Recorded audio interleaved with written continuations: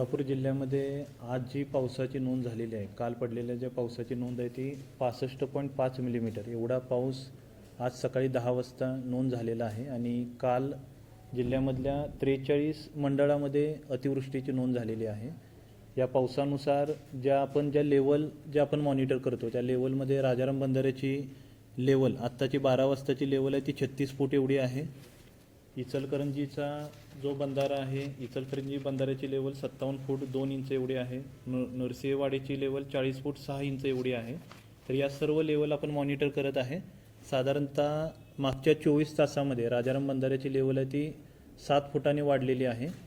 जी मुख्य धरणं आहेत, मुख्य धरणांमधला विसर्ग जर आपण पाहिला तर राधानगरी धरणामधून 11,500 क्युसेक्स एवढा विसर्ग सुरू आहे. दूधगंगा धरणातून आत्ता सकाळीच 20,000 क्युसेक्स एवढा विसर्ग सुरू करण्यात आलेला आहे.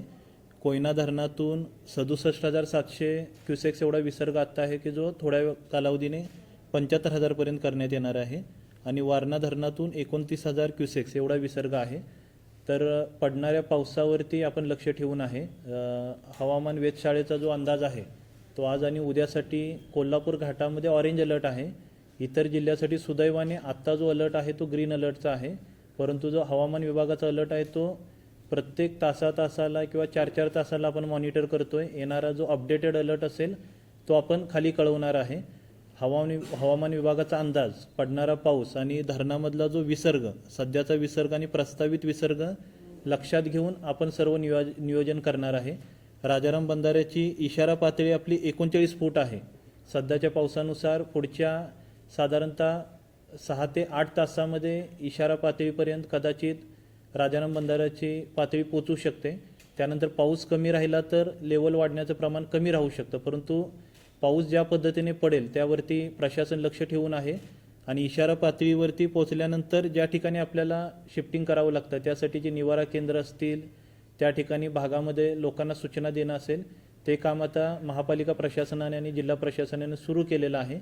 यासोबतच कोयना धरणामधला आणि वारणा धरणामधला विसर्ग लक्षात घेऊन अलमट्टीमधून जो विसर्ग आहे, अलमट्टीमध्ये काल सकाळी जो 20,000 क्युसेक्स एवढा विसर्ग होता तो टप्प्याटप्प्याने वाढवून आत्ता 1,75,000 क्युसेक्स एवढा विसर्ग करण्यात आलेला आहे. कोयना धरण आणि वारणा धरणातील विसर्ग जसा वाढेल तसा अलमट्टी धरणामधील विसर्ग वाढवण्याबाबत अलमट्टीच्या प्रशासनाशी आम्ही संपर्कात आहे. आणि कोयनेतून आणि वारणेतून येणारा विसर्ग लक्षात घेऊन कुरुंदवाड शहर असेल, शिरोळ तालुका मधील जी गावं असतील त्या ठिकाणच्या ज्या लेवल आपण नेहमी मॉनिटर करतो त्या लेवल आपण मॉनिटर करत आहे. आणि पाऊस परिस्थिती पाहून, हे येणारे विसर्ग पाहून ज्या ज्या ठिकाणी लोकांना शिफ्टिंगबाबत माहिती द्यावी लागेल ती ॲडव्हान्समध्ये माहिती दिली जाईल. परंतु सद्यस्थितीमध्ये जी परिस्थिती आहे ती नियंत्रणामध्ये आहे.